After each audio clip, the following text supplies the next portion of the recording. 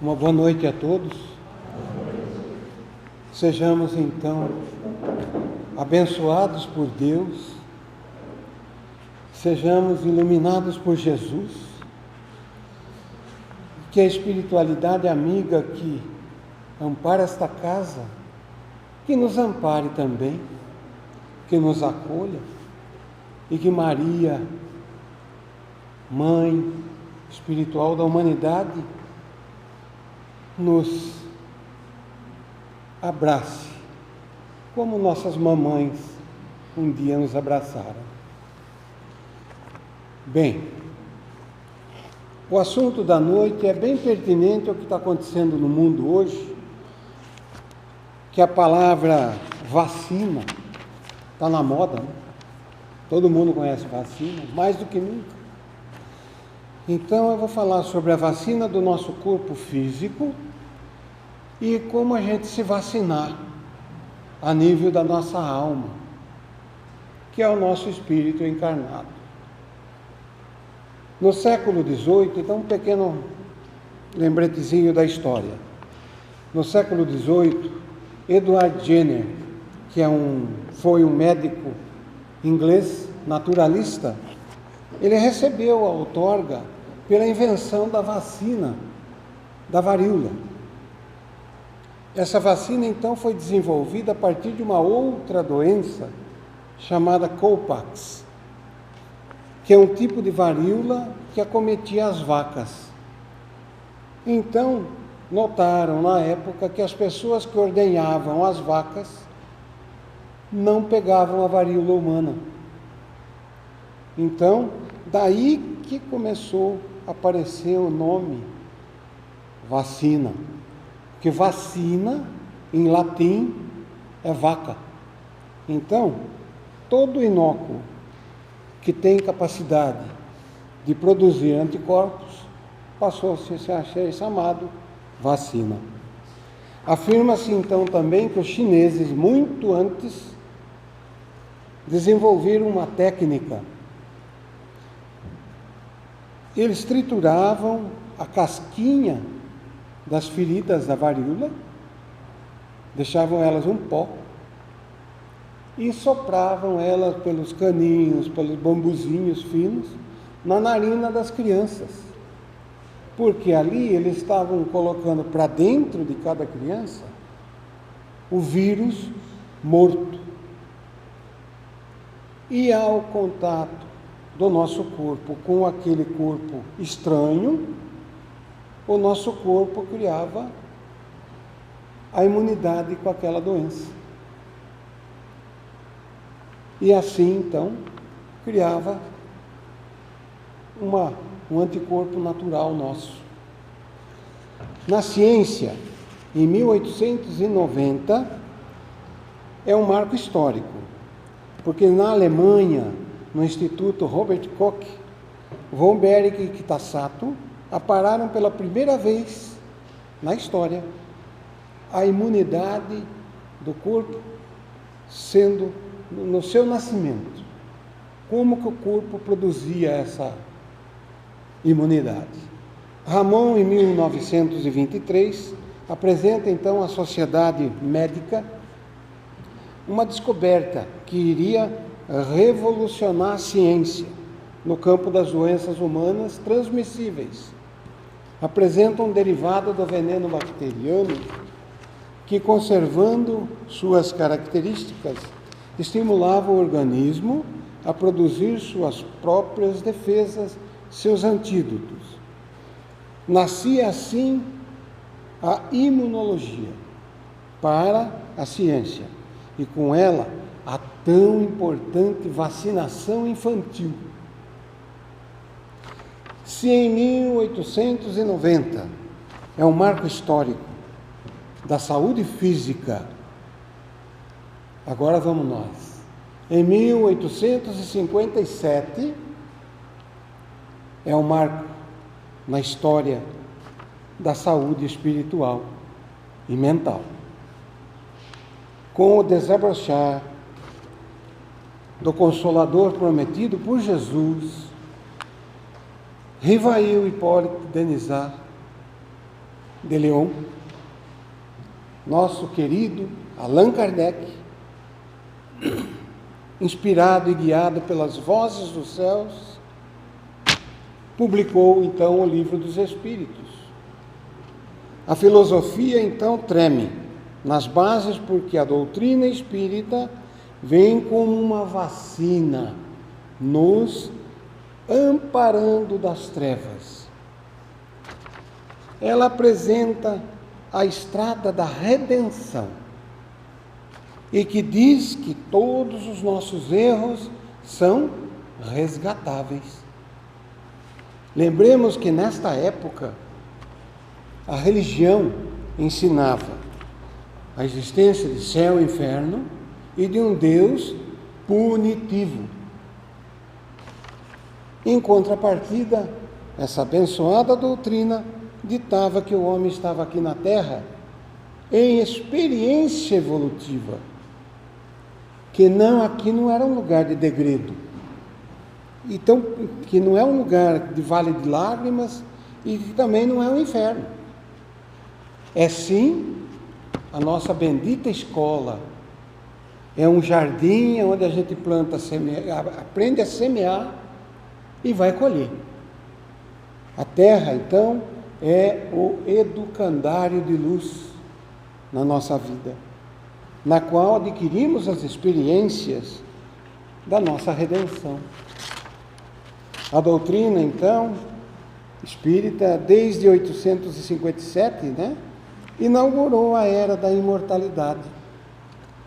Tem-se agora, então, a certeza de que os mortos voltam, e voltam para nos arrancar do caos e nos levar de encontro a Deus, à luz. Se devemos a Beringer, Kitasato, Klebs, Leufer, Ramon, a era da vacinação do corpo físico, devemos a Leon Denis, Flammarion, Croix, Delane, Kardec e tantos outros, iluminados por Deus, a era dessa vacinação mental e espiritual. Mais importante de tudo, sem a poluição psíquica. Semelhante, então, à vacina da medicina, a doutrina espírita, então, institui da mesma forma técnicas de vacinação, apresentando como referência biográfica nada mais, nada menos do que o grande legado, o Evangelho de Jesus Cristo, o maior tratado de imunidade espiritual que essa terra conhece. Pelas mãos do nosso querido Chico, afirmou Joaquim Murtinho, agora é para nós. Os instrutores religiosos, mais que doutrinadores, são médicos do espírito, que raramente ouvimos com a devida atenção enquanto estamos aqui, encarnados. Só depois que vai, aí valoriza. Bem, vamos lá, vamos seguir, que senão o tempo estoura. O nosso comportamento, então, vai ditar a regra das nossas condutas. Por exemplo, você vai ao médico, procura o médico e fala, doutor, aquela gordurinha, da bisteca, bem torradinha lá no churrasco, é irresistível. Mas ele te explica, ele fala, mas viu, se você comer em demasia, tal, o que vai acontecer? Vai entupir suas veias, vai auxiliar, vai entupir as artérias, e você simplesmente responde, mas eu gosto. Foi uma escolha. Assim também o médico chega para aquele que abusa do açúcar e fala, viu, ela proporciona o diabetes e isso vai lhe causar um grande prejuízo na saúde. Aí ele vira e fala, mas eu não resisto, doutor. E eu acredito que muitos daqui provavelmente já fizeram isso. E enquanto todo mundo dorme, eu assalto a geladeira. Podemos citar então vários exemplos, né?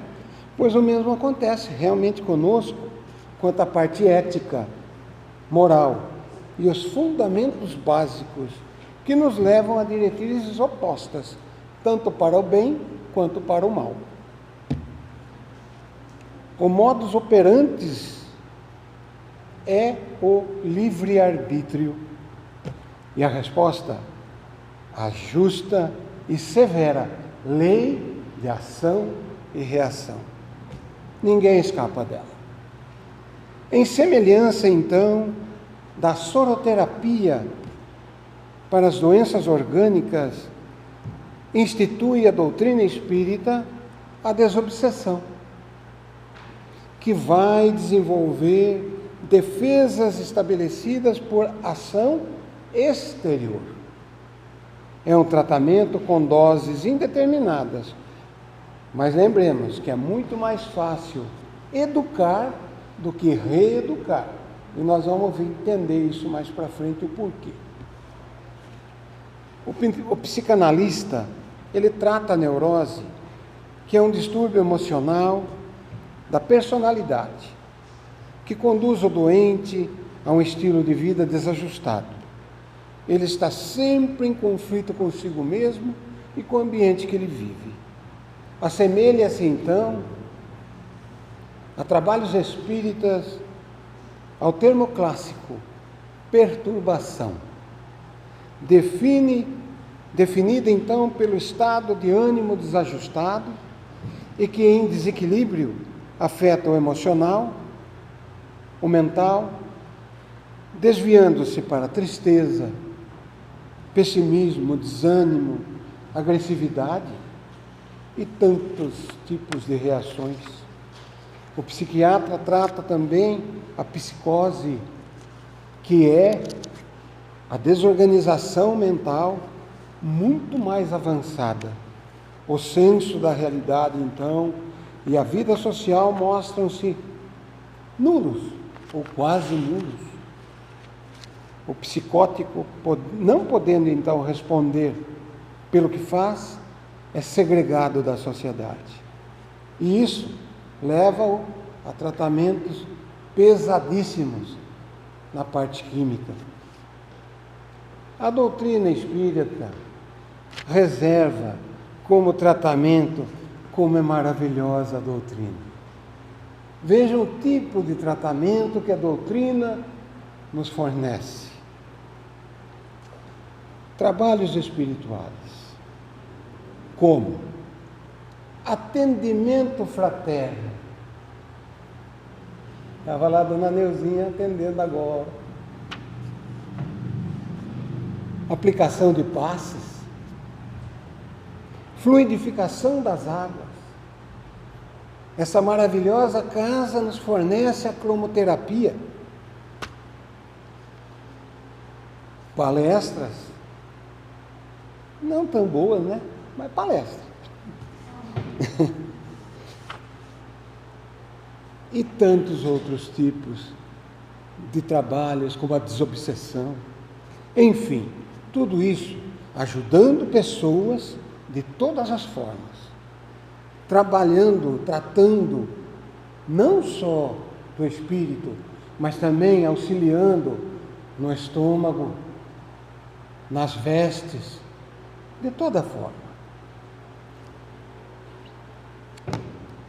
Tudo isso nos proporciona a maturidade espiritual. Então vem a pergunta: o que é maturidade espiritual? Maturidade espiritual é quando você para de tentar mudar os outros e se concentra em mudar a si mesmo. É quando você aceita as pessoas do jeito que elas são. É quando você entende que todos estão certos dentro das próprias perspectivas. É quando você aprende a deixar ir. É quando você é capaz de não criar expectativa em relacionamento amoroso, por exemplo.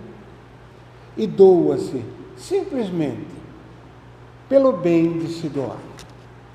É quando você entende que o que fez, o fez pela própria paz.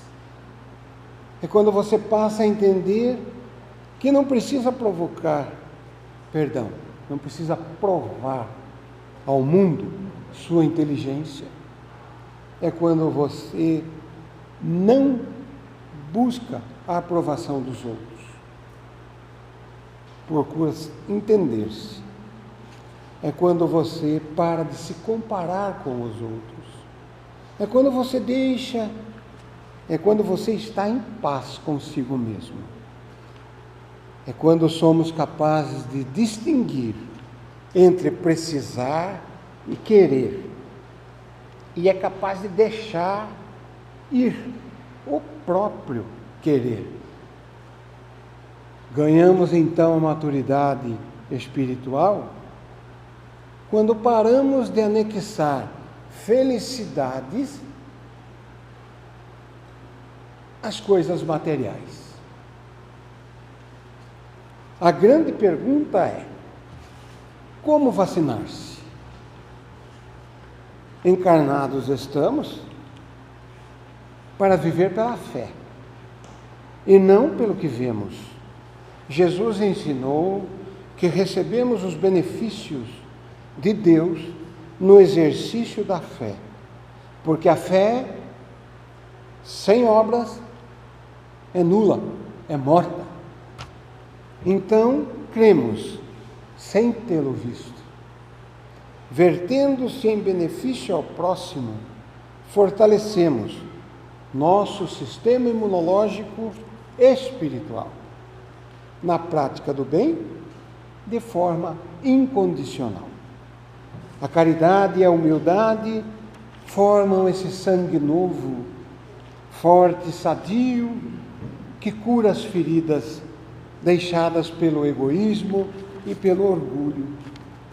Jesus disse: orai e vigiai, para não cairdes em tentação. Eis aí aquele modus operandi, como diz o termo usual, para explicar o funcionamento das coisas e das leis. Porque a oração, por si só, pode ser comparada a uma vacina que foi ingerida com o frasco fechado. Não surtirá efeito. Nada resolve passá-la na pele, por exemplo. Digo isso, pois, para que dê resultado, vamos pegar, por exemplo, o que está acontecendo agora. Para ser satisfatório, é preciso seringa, agulha e a vacina. Tudo em conformidade com o processo que ela foi desenvolvida. Assim, obviamente, ela surtirá o efeito propositado. A oração e a vigilância andam juntas, de mãos dadas, formando a corrente que nos aprisiona no bem, nas boas ações, nos proporciona viver em meio a tantos desalentados e enxergar neles uma forma de sustento, uma forma de entendimento, dando-nos a oportunidade de compreender que, apesar da dificuldade enfrentada, vale a pena ser bom, ser justo, e assim, fazendo-nos acordar para o grande legado de Jesus. Só o amor constrói. É bom lembrar que algumas vezes a vacina do corpo físico causa reações e pode até não funcionar. Pois bem, a vacina espiritual quase sempre provoca reação. Para funcionar, ela vai trazer o desconforto. Por quê? Ela vai mexer no que está quieto. Ela vai mexer no comodismo. Aquela sensação de vasculhar as gavetas empoeiradas que estão pelos vícios, E que mesmo assim, por tudo isso, por ser mais fácil, continuamos acomodados, estacionados. Mesmo isso causando prejuízo moral, ético e espiritual. E por que não dizer mental? O choque com as mudanças faz a mente reagir, querendo permanecer nas vicissitudes. E o corpo ressente os resultados. Porém, aquele sangue novo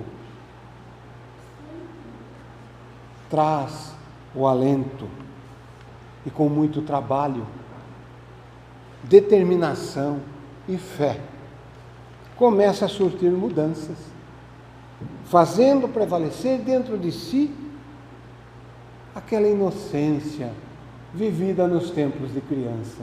Como é bom! Reitero, como definição de vacina espiritual, a empatia. Quando os preceitos são seguidos e as responsabilidades assumidas, aí nós vamos entender aquilo que ficou para trás do educar e reeducar. Quando os preceitos são seguidos e as responsabilidades assumidas, o período do processo reencarnatório, o processo inicial do processo, que abrange da fecundação do óvulo até a idade aproximada dos seus 7 anos, onde completa-se a oportunidade, a grande chance de educar, de ensinar, porque essa época é propícia, é mais fecunda, porque nessa época o espírito está na primeira das 7 fases, chamada período do sono.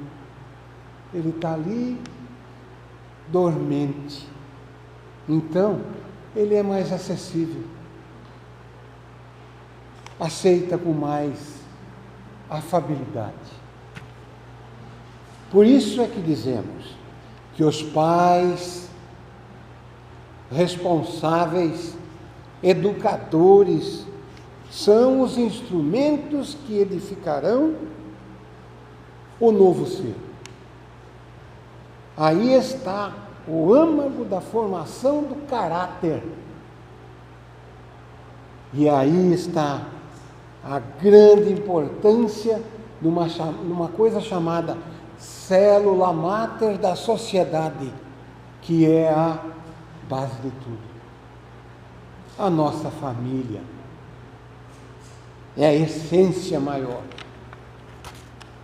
Eis aí a grande chance de fazer o novo ser conhecer, vivenciar todos os tipos de sentimentos, sendo que desta forma, ele sentindo, vivenciando, acaba acessando e processando dentro de si a empatia, que é sentir a dor do próximo em si mesmo. A partir então deste entendimento, a própria vivência, junto ao período infanto-juvenil, abraçado a trabalho íntimo, exercitando as lições aprendidas, esta blindagem, a tão desejada imunidade, se instala. Então, durante o cotidiano da vida, mesmo com toda a avalanche diária de aberrações apresentadas e muitas vezes impostas como verdades pela sociedade, fazendo-nos sucumbir com o sentimento vivo da empatia. Essa vacina nos auxilia, nos ampara, e como a reforços da vacina do corpo físico, também há reforços da vacina espiritual. Toda vez que nós praticamos a caridade verdadeira, no seu amplo sentido da palavra, da essência, esta prática do bem reforça o sentimento, imunizando-nos ainda mais. Reiterando, e já nos encaminhando para o final. A vacina do corpo físico funciona embasada na lei da ação e reação, pois, inoculando o vírus de uma determinada doença, o corpo reage produzindo anticorpos, ou seja, aprende a defender-se daquele determinado inimigo. Na dimensão mental e espiritual, o sentimento vivido desperta no ser uma reação, produzindo no íntimo 3 coisas: compaixão, piedade e misericórdia. Compaixão é um sentimento benévolo que nos inspira a despertarmos com a infelicidade alheia. A piedade é a vontade de diminuir, solidarizar com o sofrimento alheio. E a misericórdia? Por isso Deus é misericordioso. Nos propicia a sermos indulgentes uns com os outros. Tudo isso em nome do amor. Porque amando de forma incondicional, exercitamos o ensinamento de Jesus. A receita deixada pelo Mestre para caminharmos evoluindo.